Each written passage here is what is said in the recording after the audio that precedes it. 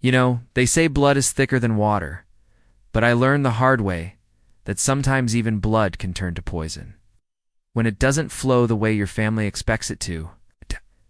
8 years ago, my parents looked me straight in the eye and told me I was no longer their son. Not because I'd committed some terrible crime, not because I'd disrespected them, but because my body couldn't do what they believed every real man should be able to do. I was infertile, and in their eyes that made me less than human.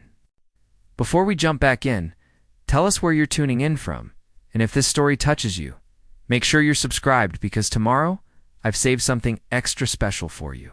But what they didn't expect was that 8 years later, I'd be standing at my door, staring at the very people who cast me out. With tears streaming down their faces and desperation in their voices, they needed something from me now, something only I could give them. And the irony? It had everything to do with the two beautiful children sleeping upstairs. The twins I'd adopted after they'd written me off as a failure. My name is David Richardson. And this is the story of how my family's obsession with bloodlines and legacy destroyed our relationship, and how life has a funny way of coming full circle when you least expect it. Growing up in Cedar Falls, Iowa, I was raised in what most people would call a traditional American family.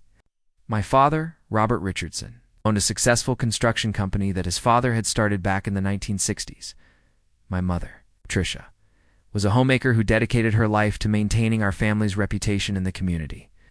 We weren't wealthy by any means, but we were comfortable, respected, and deeply rooted in the small-town values that seemed to define everything about our existence. From as far back as I can remember, family legacy was everything to my parents. Our dinner table conversations weren't about my grades or my friends or my interests.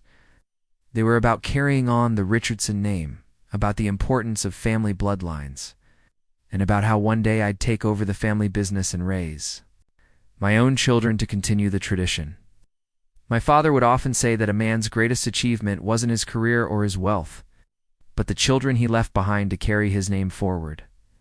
I was an only child, which meant all of these expectations fell squarely on my shoulders. There was no sibling to share the burden, no backup plan if I somehow failed to live up to what they envisioned for me. I was their entire legacy wrapped up in one person, and the weight of that responsibility shaped every decision I made throughout my childhood and teenage years and high school. I was the quintessential good son. I played football not because I loved the sport, but because my father had played football. I dated Sarah Martinez, the daughter of one of my father's business partners, not because we had any real connection, but because my parents approved of her family background. I maintained a solid GPA, stayed out of trouble, and followed the path they'd laid out for me without question after graduating. I attended Iowa State University, where I studied business management with a focus on construction and project management. My father had made it clear that college wasn't about finding myself or exploring my passions. It was about preparing myself to take over Richardson's construction and eventually starting a family of my own. During my sophomore year, I met Jennifer Walsh, a nursing student from Des Moines. And for the first time in my life, I felt like I was making a choice based on my own feelings rather than my parents' expectations. Jennifer was everything my parents claimed to want in a daughter-in-law. She came from a good family, shared similar values, and had the kind of gentle, nurturing personality that my mother insisted would make her an excellent wife and mother. We dated throughout college, and by the time we graduated, everyone just assumed we'd get married and start having children right away. I proposed to Jennifer on Christmas Eve 2014 in front of both our families. The ring had been my grandmother's, passed down through 3 generations of Richardson women, and my mother cried tears of joy as she watched me slip it onto Jennifer's finger. The wedding was planned for the following October, and my parents threw themselves into the preparations with an enthusiasm I'd never seen before. This wasn't just their son getting married. This was the beginning of the next generation of Richardsons. We had a beautiful wedding at St. Mary's Catholic Church in Cedar Falls, with nearly 300 guests in attendance. My father gave a speech about how proud he was to see his son taking the next step toward building a family, and how excited he was to become a grandfather. Jennifer and I honeymooned in Hawaii, and when we returned, we moved into a 4-bedroom house that my parents had helped us purchase. The extra bedrooms, they made clear, were for the children they expected us to start having immediately. For the first year of our marriage, everything seemed perfect. I was working at Richardson Construction, learning the business from the ground up, and Jennifer had gotten a job at the local hospital. We were happy, in love, and optimistic about our future together. My parents would drop hints about grandchildren during Sunday dinners, but it felt more like gentle encouragement than pressure. We were young, we had time, and we figured it would happen naturally when the moment was right. By our second anniversary, those gentle hints had become more direct questions. My mother would ask Jennifer about her cycle, about whether we were trying yet, and about when they could expect to hear some good news. My father would make comments about how he'd started the business so that one day his grandchildren would have something to inherit. The pressure was subtle, but constant, and it began to affect both Jennifer and me in ways we hadn't anticipated. We started trying to conceive in earnest during our 3rd year of marriage. Jennifer tracked her ovulation. We adjusted our diets, and we did everything the doctors recommended to maximize our chances. Month after month, we'd get our hopes up, only to have them crushed when Jennifer's period arrived right on schedule. My mother would call every few weeks to check in, and each time, we had to tell her no. I could hear the disappointment in her voice. After a year of trying with no success, we decided to see a fertility specialist in Des Moines. Dr. Amanda Foster ran a comprehensive series of tests on both of us, and we waited anxiously for the results. When she called us back into her office 3 weeks later, I could tell from her expression that the news wasn't good. Jennifer's test results were completely normal. Her reproductive system was functioning perfectly, and there was no medical reason why she shouldn't be able to conceive and carry a child to term. I, on the other hand, had what Dr. Foster called severe oligospermia, an extremely low sperm count that made natural conception virtually impossible. The numbers were so low that even with artificial insemination, our chances of success would be less than 5%. I remember sitting in that sterile office, staring at the test results, and feeling like my entire world had just collapsed. This wasn't something I could fix with hard work or determination. This wasn't a challenge I could overcome through sheer willpower. This was a fundamental failure of my body to do what bodies are supposed to do, and there was nothing I could do about it. Dr. Foster explained our options. We could try artificial insemination with my sperm, though she warned us that the success rate would be extremely low. We could consider using donor sperm, which would give us a much better chance of conception, but would mean the child wouldn't be biologically mine. We could explore other options like adoption. She was kind and professional, but I could see the sympathy in her eyes as she delivered what felt like a death sentence to everything I'd been raised to believe about my purpose in life.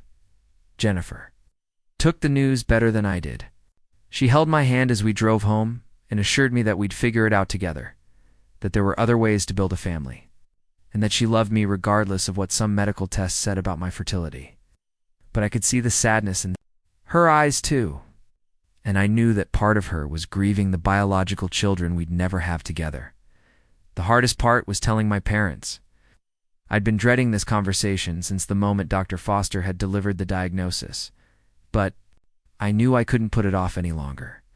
My parents had been asking more frequently about our lack of progress, and my mother had even suggested that maybe Jennifer should see a doctor to make sure everything was okay with her.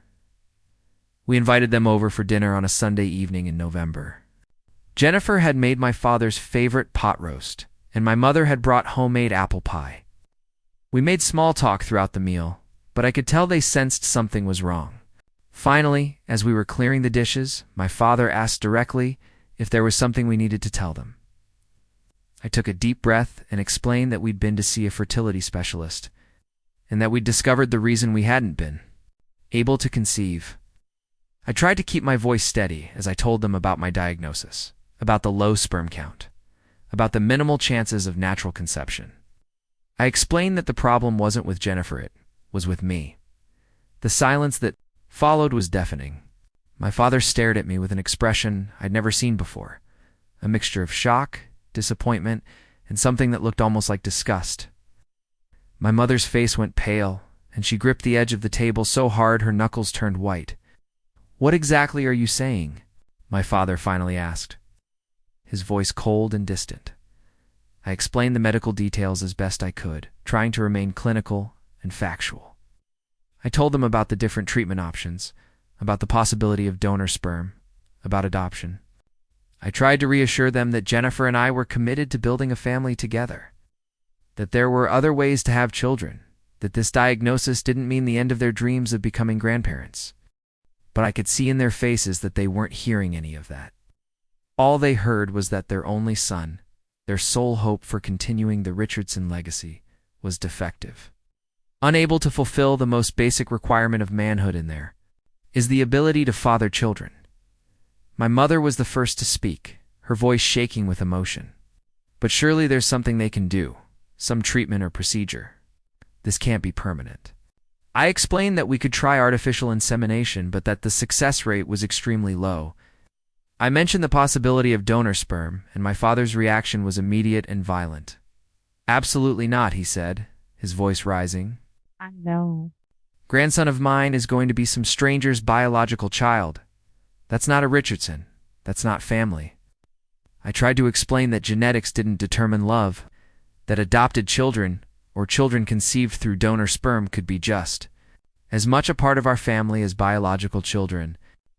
But I could see that I was losing them with every word.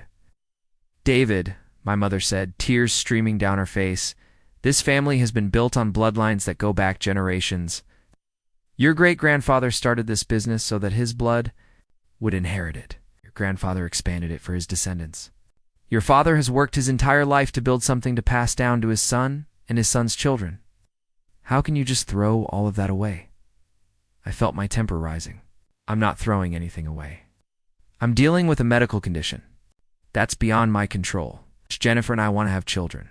We want to build a family.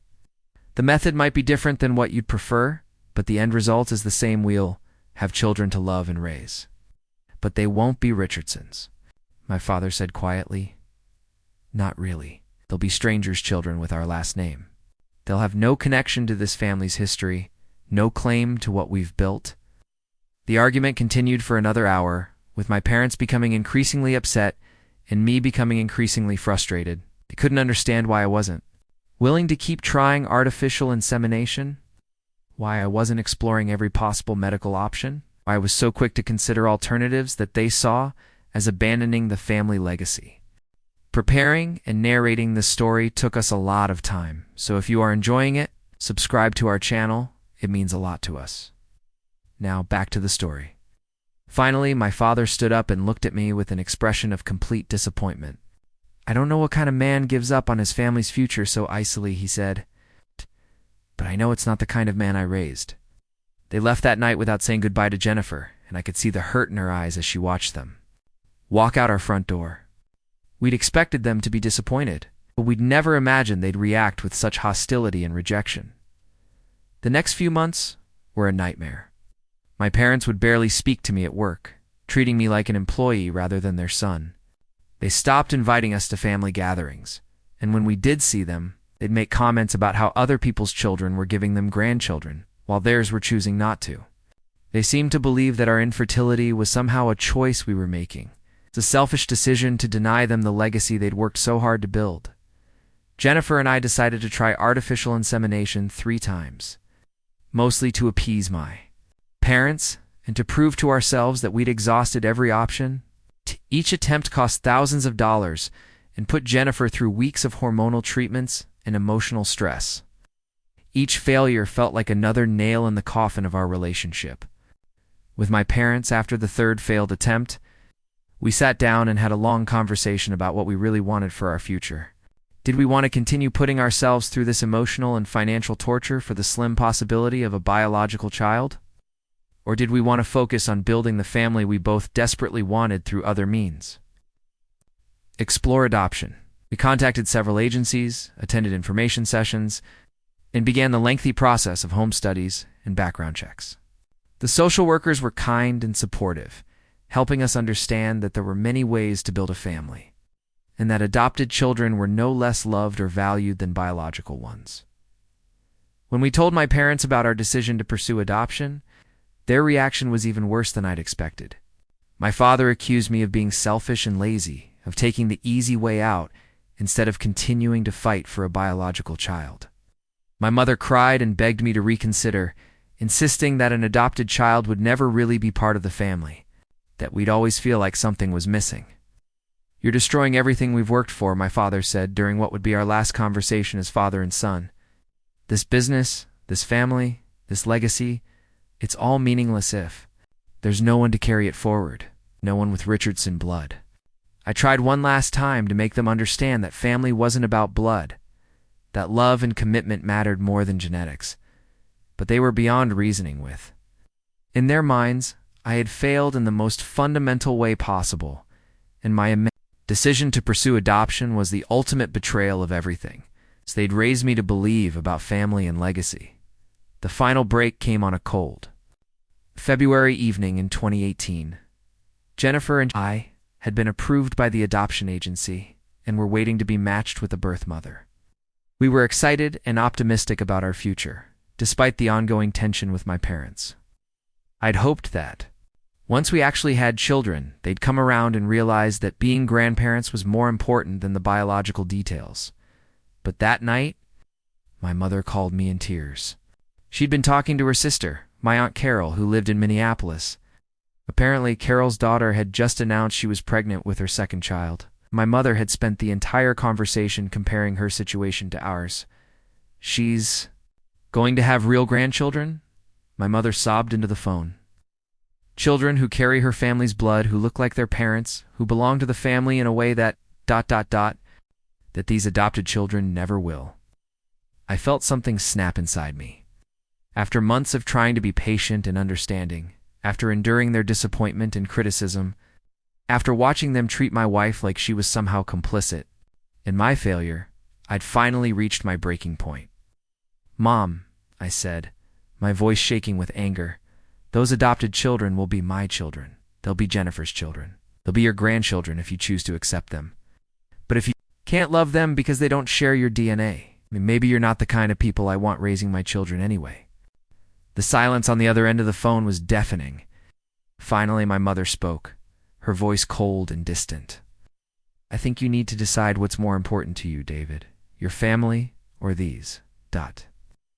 these strangers you're planning to bring into our home." "I have decided," I replied. "I'm choosing the family that Jennifer and I are building together, a family that will love and support each other regardless of genetics, the family that understands what really matters in life." That was the last conversation I had with my parents for 8 years. The weeks following that final phone call with my mother were some of the darkest of my life. Jennifer and I had each other, but the weight of losing my entire family felt crushing. I'd wake up in the middle of the night, replaying conversations in my head, wondering if I could have said something different, done something better to make them understand. But then I'd remember the look of disgust in my father's eyes when I'd mentioned donor sperm, the way my mother had referred to our future adopted children as strangers, and I'd know that there was no going back. Work became unbearable. Walking into Richardson construction every morning felt like entering enemy territory. My father would assign me to projects on the opposite side of town, making sure our paths rarely crossed.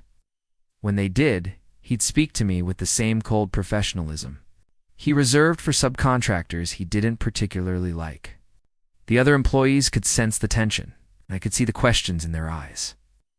Though no one dared ask what had happened between the boss and his son, Jennifer was my lifeline during this period. She'd come home from her nursing shifts, exhausted, but she'd still sit with me on our couch, holding my hand while I processed the grief of losing my parents. She never once suggested that we should reconsider our decision to adopt, never made me feel like my infertility was somehow my fault, never questioned whether we were doing the right thing. Her strength kept me going when I felt like giving up entirely. 3 months after the phone call, we received news that would change everything. Rebecca Martinez, our social worker from Bright Futures Adoption Agency, called to tell us that we'd been matched with a birth mother. Her name was Ashley Thompson. She was 19 years old, and she was carrying twins. She'd specifically requested a couple who couldn't have biological children, because she felt they would understand how precious these babies were. Ashley was from a small town in Nebraska. She'd moved to Iowa City to attend the University of Iowa. She was studying pre-med, working part-time at a campus bookstore, and trying to figure out how to balance her dreams of becoming a doctor with the reality of an unplanned pregnancy. The father was a fellow student who'd made it clear he wanted nothing to do with the babies. And Ashley's own parents had disowned her when she'd refused to have an abortion. When we first met Ashley at a coffee shop near campus, I was struck by how young she looked and how mature she sounded. She had dark hair, kind eyes, and a quiet confidence that reminded me of Jennifer at that age. She asked us about our marriage, our home, our plans for the future. But the question that hit me hardest was when she asked why we'd chosen adoption. Found myself telling her about my parents' reaction, about their obsession with bloodlines and legacy, about how they'd made me feel like less of a man because of my infertility. Ashley listened without judgment, nodding occasionally, and when I finished, she said something that I'll never forget. "I think these babies are lucky," she said. "They're going to have parents who chose them, who fought for them, who understand. That family isn't about DNA. My parents couldn't love me when I made a choice they didn't agree with. Your parents couldn't love you when your body didn't work the way they expected. But you and Jennifer are going to love these babies no matter what, and that's what they deserve." We spent the next few months getting to know Ashley, attending doctor's appointments with her, and preparing for the arrival of our children. Jennifer had already started decorating the nursery. Choosing a neutral color scheme since we didn't know the babies' genders yet, I found myself working overtime at Richardson Construction, trying to save every penny I could for the adoption expenses and the costs of raising two children. The tension at work had escalated to the point where my father and I were communicating almost exclusively through email, even when we were in the same building. He'd started making comments to other employees about how some people weren't committed to the family business, how loyalty seemed to be a thing of the past. I knew he was talking about me, but I focused on doing my job and supporting my growing family. Ashley went into labor on a rainy Thursday morning in October. Jennifer and I rushed to the hospital, our hearts pounding with excitement and terror. We'd been waiting for this moment for months, but now that it was here, I felt completely unprepared. What if something went wrong? What if Ashley changed her mind? What if I wasn't ready to be a father? The labor was long and difficult. Ashley had requested that we be in the delivery room with her, and I found myself holding her hand, coaching her through contractions, marveling at her strength and courage. Jennifer used her nursing experience to help communicate with the medical staff, and I could see how natural she was in this environment, how she was already stepping into her role as a mother. Emma Charlotte was born at 2:47 p.m., weighing 5 pounds, 3 ounces. Ethan Michael followed 17 minutes later, weighing 5 pounds, 8 ounces. They were both healthy, both perfect, both the most beautiful things I'd ever seen in my life. When the nurse placed Emma in my arms for the first time, I felt something shift inside me. This was my daughter, not because of genetics or blood, but because of love, choice, commitment. Ashley had arranged to spend 2 days with the babies before signing the final adoption papers. She wanted to say goodbye properly, to hold them and talk to them and explain why she was making this choice. I was nervous about those 2 days, worried that she might change her mind, but I also respected her need for closure. On the second day, as Ashley was preparing to sign the papers, she asked to speak with Jennifer and me privately. She'd been quiet that morning, and I could see the weight of the decision in her eyes. For a moment, I thought she was going to tell us she'd changed her mind, that she wanted to keep the babies, after all. Instead, she thanked us. She said that watching us with Emma and Ethan over the past 2 days had confirmed that she was making the right choice. She could see how much we loved them already, how natural we were as parents, how complete our family felt with them in it. She made us promise to tell them about her when they were old enough to understand, to let them know that their birth mother loved them enough to give them the best life possible. The drive home from the hospital was surreal. Jennifer sat in the back seat between the 2 car seats, tears streaming down her face as she watched our children sleep. I kept checking the rearview mirror, hardly able to believe that we were actually parents, that these beautiful babies were ours to love and protect and raise. Our first few weeks at home were a blur of feedings, diaper changes, and sleepless nights. Emma was the quieter of the two, content to sleep for long stretches and observe the world with wide, curious eyes. Ethan was more demanding, wanting to be held constantly and letting us know loudly when he wasn't happy about something. We're different from the moment they were born, but they were both perfect in their own ways. I had hoped that becoming grandparents might soften my parents' hearts, might make them realize that these children were family regardless of genetics. I sent them a birth announcement with photos of Emma and Ethan, along with a letter explaining how much joy they'd brought to our lives. I included our new address and phone number, hoping they might reach out to meet their grandchildren. The response came 2 weeks later in the form of a returned envelope marked "Return to Sender." They hadn't even opened it. The message was clear. As far as they were concerned, these children didn't exist, and neither did I. The rejection hurt more than I'd expected. I'd been prepared for them to be disappointed, maybe even angry, but I hadn't been prepared for them to completely ignore the existence of their grandchildren. Jennifer found me in the nursery that night, holding Emma and crying quietly. She didn't say anything, just sat beside me and put her arm around my shoulders while I grieved for the grandparents my children would never know. As the months passed, I found myself becoming more confident as a father. Jennifer had taken maternity leave from the hospital, and we'd settled into a rhythm of caring for the twins. Emma was an easy baby, quick to smile and rarely fussy. Ethan required more attention, but he was also incredibly affectionate, always reaching for whoever was holding him and making little cooing sounds that melted my heart. I loved everything about being their father. I loved the way Emma would grip my finger when I fed her, the way Ethan would calm down when I sang to him, the way they both seemed to recognize my voice. I loved watching Jennifer with them, seeing her natural maternal instincts in action. I loved our little family, and I couldn't imagine my life without them. But the situation at work was becoming impossible. My father had started questioning every decision I made, guessing my project timelines, and assigning me to increasingly menial tasks. He'd hired his nephew, my cousin Marcus, to take over some of the responsibilities I'd previously handled. The message was clear. I was being pushed out of the family business just as I'd been pushed out of the family.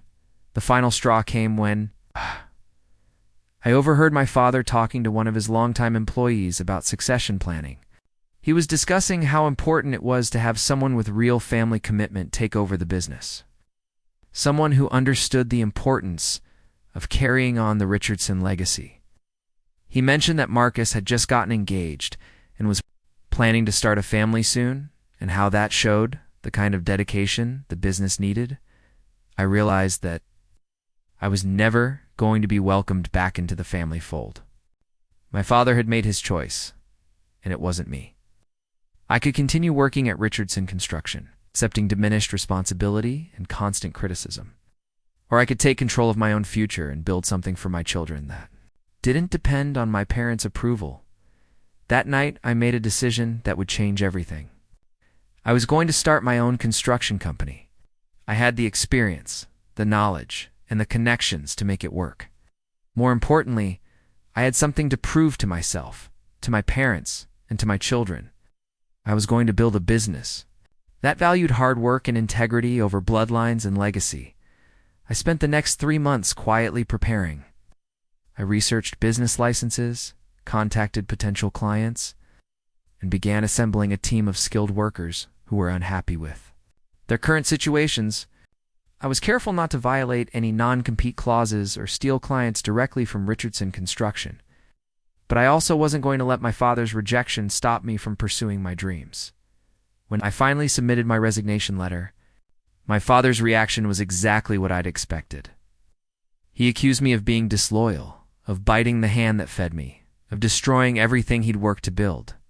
He made it clear that if I left Richardson Construction, I would never be welcome back.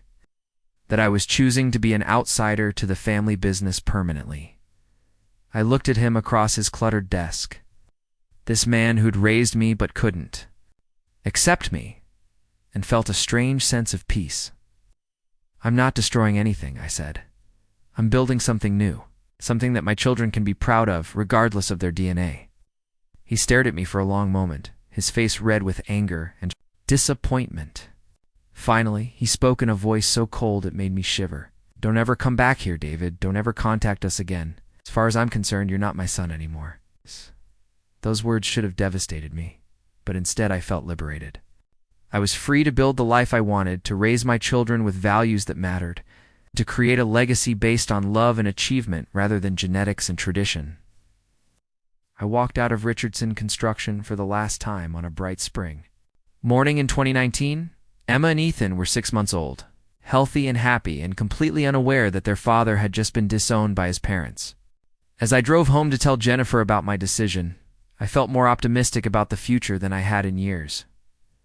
Richardson Building Solutions opened its doors 3 months later, operating out of a small office space I'd rented on the other side of town. The name was intentional. I wanted to keep the Richardson family name, but I wanted it to represent something different. Not legacy or bloodlines, but solutions, innovation, and the kind of values I wanted to pass on to my children. The first year was challenging. I was working 16-hour days, trying to establish relationships with suppliers and subcontractors, bidding on projects, and managing the day-to-day operations of a new business. Jennifer had returned to work part-time, and we were relying on her mother, who'd moved to Iowa, to help with the twins, to provide childcare. But slowly, steadily, the business began to grow. I focused on quality work, fair pricing, and treating both employees and clients with respect. Word spread through the construction community that Richardson Building Solutions was a company that delivered on its promises. And we started getting referrals from satisfied customers. By the time Emma and Ethan celebrated their first birthday, I had 8 full-time employees and a 6-month backlog of projects. The business was successful enough that I was able to move us into a larger house with a proper home office and a bigger yard, the kids to play in as they grew up. My parents had made no contact with us during this entire period. I'd occasionally hear through mutual acquaintances that they were struggling to find qualified workers for Richardson Construction, that several longtime employees had left to join competitors, that my father was having health problems. But they never reached out, never acknowledged the existence of their grandchildren, never showed any interest in reconciling. I tried not to let their absence affect me, but there were moments when it was particularly painful. When Emma took her first steps and I had no grandfather to call with the good news.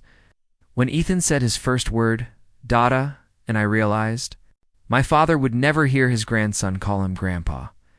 During the twins' first Christmas, I looked at our small celebration and imagined how different it might have been with an extended family present, but Jennifer's family had embraced us completely. Her parents, Margaret and James Walsh, had moved to Iowa shortly after the twins were born, and they'd become the most devoted grandparents I could have imagined. They babysat regularly, attended every milestone celebration, and treated Emma and Ethan like they were their own flesh and blood. Jennifer's sister, Michelle, and her husband, Paul, had become like siblings to me, and their 3 children adored their twin cousins. As Emma and Ethan grew from babies into toddlers, I found myself constantly amazed by their personalities and abilities. Emma was quiet and observant, preferring books and puzzles to more active play. She had an incredible memory and could repeat stories back to us almost word for word after hearing them once. Ethan was energetic and social, always moving, always exploring, always ready to make friends with anyone he met. They were clearly not biological siblings. Emma had blonde hair and blue eyes, while Ethan had dark hair and brown eyes, but they had an incredible bond. They looked out for each other, comforted each other when one was upset, and seemed to have their own private language that Jennifer and I couldn't quite decipher. People would sometimes ask about their different appearances, and I'd explain that they were adopted. Most people were supportive and kind, but occasionally someone would make a comment about how it was too bad we couldn't have real children, or how we were lucky to have found babies who were healthy. These comments always stung, but they also reinforced how right we'd been to choose adoption, and how wrong my parents had been to reject these incredible children. As the twins approached their 2nd birthday, I began to think about expanding the business. We'd outgrown our original office space, and I was considering bringing in a partner to help manage the growing workload. The success of Richardson Building Solutions had exceeded my wildest expectations, and I was proud of what we'd built. But I was also aware that success brought visibility. And visibility in a small town like Cedar Falls meant that word of my achievements would eventually reach my parents. I wondered sometimes if they knew about the business, if they'd heard about our success, if they ever thought about the grandchildren they'd never met. I got my answer on a cold February morning in 2022, when I arrived at the office to find my cousin Marcus waiting in the parking lot. I hadn't seen him since I'd left Richardson Construction, and his presence could only mean one thing: my parents had sent him to talk to me about something important. Marcus looked uncomfortable as he approached me, clearly not relishing whatever message he'd been asked to deliver. We'd been close as children, but the family divide had made any relationship between us impossible. He was now essentially my father's heir apparent, the son my parents had chosen to replace me. "David," he said, his voice strained, "we need to talk. It's about your father. He's very sick." Marcus shifted uncomfortably in the cold February air, his breath forming small clouds as he struggled to find the right words. "David, your father? He's been diagnosed with stage 4 pancreatic cancer. The doctors are saying he has maybe 3 months, possibly less." I felt like I'd been punched in the stomach. Despite everything that had happened between us, despite the years of silence and rejection, Robert Richardson was still my father. The man who'd taught me how to swing a hammer, who'd shown me the pride of building something with your own hands, who'd raised me to believe in hard work and integrity, even if we disagreed about what those values meant for family. "How long have you known?" I asked, my voice barely above a whisper. 2 weeks, Marcus admitted. "He made us promise not to tell you, said he didn't want your pity, that you'd made your choice, and he'd made his. But your mother, she's falling apart, David. She sits by his bedside every day, crying about how she's going to lose him without ever meeting her grandchildren." I closed my eyes, trying to process this information. Part of me wanted to feel vindicated here. Was proof that their stubborn pride had cost them precious time with their family. But mostly I just felt sad. Sad for the relationship we'd never been able to repair. Sad for the time we'd all lost. Sad for Emma and Ethan, who would never know their grandfather. "What do you want from me, Marcus?" I asked finally. "She wants to see them," he said quietly. "Your mother. She wants to meet Emma and Ethan before it's too late. She knows she has no right to ask. Knows that she and your father burned that bridge years ago. But she's desperate, David. She's facing the reality that she might die, having never held her only grandchildren." I thought about my mother, Patricia Richardson, the woman who'd read me bedtime stories and bandaged my scraped knees and cheered at my football games. The same woman who'd called my future children strangers and returned my birth announcement unopened. The complexity of love and hurt and family dysfunction felt overwhelming. "And my father?" I asked. "What does he want?" Marcus looked down. "At his feet? He doesn't know I'm here. He'd be furious if he found out. He's still the same stubborn man you remember. He says he has no regrets, that he stands by every decision he made. But I see him sometimes looking at photos on your mother's phone when he thinks no one is watching. Photos she screenshots from your business website and social media posts from Jennifer's sister. The idea that my mother had been following our lives from a distance, collecting glimpses of the grandchildren she'd rejected, made my chest tight with emotion. How many birthdays had she watched from afar? How many milestones had she witnessed through stolen moments on social media? "I need to talk to Jennifer," I told Marcus. "This isn't just my decision to make. These are her children too, and my parents hurt her just as much as they hurt me." Marcus nodded understandingly. "I know. And David, for what it's worth, I think you made the right choices. The business you've built, the family you have, ... you should be proud. I just wish things could have been different for all of us." That evening, I sat in our living room watching Emma and Ethan play with their blocks, while I told Jennifer about Marcus's visit. The twins were 4 years old now, bright and beautiful, and completely unaware that they had grandparents who lived 20 minutes away but had never met them. Jennifer listened without interrupting, her nursing background making her naturally analytical about difficult situations involving families and medical crises. When I finished, she was quiet for a long moment watching our children and processing everything I'd told her. "What do you want to do?" she asked finally. "Honestly, don't know," I admitted. "Part of me thinks they made their choice and they should live with the consequences. They had 4 years to reach out, 4 years to decide that being grandparents was more important than their obsession with bloodlines. Why should I make it easy for them now, just because my father is dying?" Jennifer nodded thoughtfully. "There's another part of you that wants something different." "Yeah," I said quietly. "There's a part of me that thinks about Emma and Ethan. Growing up knowing they had grandparents who loved them, even if it was complicated. There's a part of me that wonders if my mother has suffered enough. Losing her husband might be punishment enough for the choices she made." We talked for another hour after the twins went to bed, weighing the potential benefits and risks of allowing contact. Would my parents treat Emma and Ethan differently because they were adopted? Would they make comments that could hurt the children or confuse them about their place in the family? Could we trust them to love our children unconditionally? Or would this just be another opportunity for disappointment and rejection? Finally, Jennifer said something that clarified everything for me. "You know, this isn't really about your parents at all. It's about giving Emma and Ethan the chance to know their extended family. Even if that family isn't perfect. We can set boundaries, we can protect them, but we can't make the choice for them about whether they want a relationship with their grandparents." She was right, of course. This decision would affect our children for the rest of their lives. Did I have the right to deny them the possibility of knowing their grandparents because of the hurt those grandparents had caused me? The next morning, I called Marcus and told him we would agree to a meeting, but with strict conditions. It would happen at our house, on our terms. My father could come if he was physically able, but there would be no discussion of the past, no rehashing of old arguments, no comments about adoption or genetics or family legacy. This would be about Emma and Ethan, period. Marcus was grateful and relieved. He said he'd talk to my parents and get back to me about timing. My father was having good days and bad days, and they'd need to choose a time when he was strong enough for the visit. The meeting was scheduled for the following Sunday afternoon. I spent the week preparing Emma and Ethan, explaining that they were going to meet their grandparents for the first time.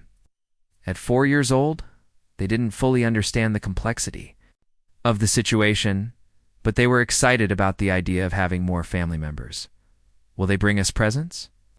Ethan asked with the practical curiosity of a 4-year-old. "Will they like our drawings?" Emma wondered. Always thinking about whether new people would appreciate her artistic efforts, I assured them that their grandparents would love them regardless of presents or drawings. But privately, I worried about whether that would actually be true. Sunday arrived, gray and cold. Typical February weather in Iowa. Jennifer and I had cleaned the house thoroughly and prepared snacks, though I doubted anyone would have much appetite. The twins were dressed in their nicest clothes, and Emma had insisted on putting up some of her latest artwork on the refrigerator for her grandparents to see. At exactly 2 o'clock, Marcus's car pulled into our driveway. I watched from the window as he helped my father out of the passenger seat. Robert Richardson looked frail and thin, a shadow of the robust man who dominated my childhood. My mother emerged from the back seat carrying a small wrapped package, her hands shaking with either cold or nerves. I opened the door before they could knock. For a moment, we all just stood there looking at each other. 8 years of silence and hurt hung in the air between us. No.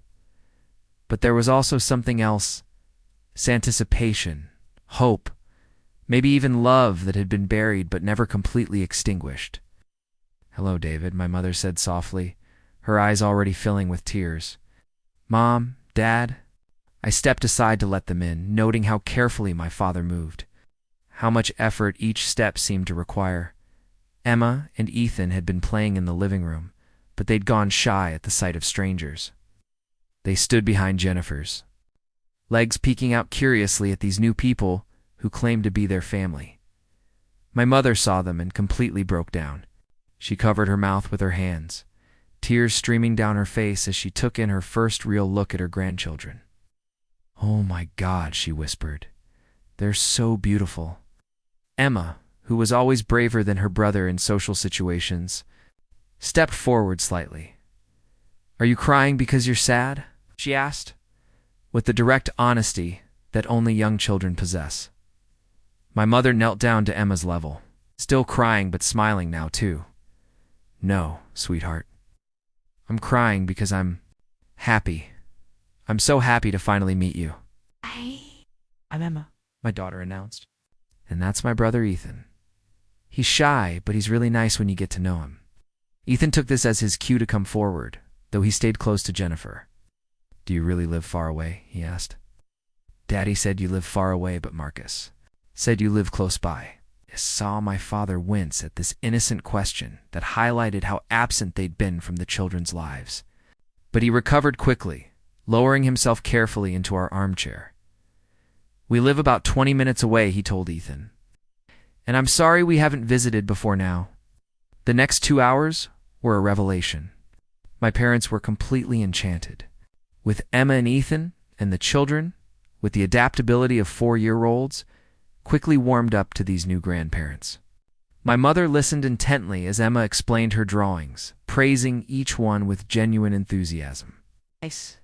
My father, despite his obvious pain and fatigue, got down on the floor to help Ethan build an elaborate block tower. There were no comments about adoption, no references to bloodlines or genetics, no hints that these children were somehow less than real grandchildren. My parents were just two people falling in love with their grandchildren. And Emma and Ethan were just two children enjoying the attention of new adults who clearly adored them. As the afternoon wore on, I found myself relaxing in a way I hadn't expected. Jennifer was right. This wasn't about my parents and me. This was about giving our children the gift of extended family, complicated and imperfect as that family might be. When it was time for them to leave, my mother hugged both children tightly. Can we see you again soon? She asked them. Yes, Emma said immediately. You can come to my birthday party next month. We'd love that, my mother said, looking at me with a question in her eyes. I nodded. We'll figure out a schedule that works for everyone. My parents were almost to the door when my father stopped and turned back to me. For a moment, I thought he was going to apologize, going to acknowledge the years of hurt and missed opportunities. Instead, he said something that surprised me even more. You're a good father, David. Those children are lucky to have you. It wasn't an apology. It wasn't an admission that he'd been wrong about adoption or family or any of the issues that had driven us apart. But it was acknowledgement, respect, and maybe the beginning of something resembling peace between us. After they left, Emma and Ethan chattered excitedly about their new grandparents, already planning what they would show them next time. Jennifer and I sat on the couch, emotionally exhausted, but cautiously optimistic about this new chapter in our family's story. My father died 6 weeks later, on a quiet Tuesday morning in March. The funeral was small and private, but Emma and Ethan were there, holding their grandmother's hands as she said goodbye to the man she'd loved for 43 years. They didn't fully understand death yet, but they understood that Grandma Patricia was sad, and they stayed close to her throughout the service. In the months that followed, my mother became a regular presence in our lives. She babysat the twins, attended their school programs, and slowly began to build the kind of relationship with them that grandparents and grandchildren should have. She never spoke badly about the years of separation, never tried to justify the choices she and my father had made. She simply focused on being the best grandmother she could be for whatever time she had left. The twins are 8 years old now, and they adore their grandma, Patricia. They know they're adopted. We've always been honest about their story, but they also know they're deeply loved by everyone in their chosen family. They call my mother every Sunday, draw her pictures, and beg to spend weekends at her house. I still run Richardson Building Solutions, and it's grown into one of the most successful construction companies in the region. Emma has announced she wants to be an architect when she grows up so she can design the buildings that Daddy constructs. Ethan changes his career aspirations weekly, but currently he's planning to be a professional block builder, which he insists is a real job. Sometimes I think about how different things might have been if my parents had been able to accept our family from the beginning. All the birthdays and holidays and milestones they missed, all the pain and separation that could have been avoided. But I've learned that family is complicated, that love doesn't always look the way we expect it to, and that sometimes the best. What we can do is forgive and move forward. Last month, my mother pulled me aside after one of our Sunday dinners and said something I'll never forget. I was wrong, David, about everything. These children, your children, are the greatest gift our family has ever received. I'm sorry it took me so long to understand that. It wasn't the apology I'd once thought I needed, but it was the closure I'd never known I wanted. Family isn't perfect, and our story isn't simple, but it's ours. And sometimes that's enough. Up next, you've got 2 more standout stories right on your screen. If this one hits the mark, you won't want to pass these up. Just click and check them out. And don't forget to subscribe and turn on the notification bell so you don't miss any upload from us.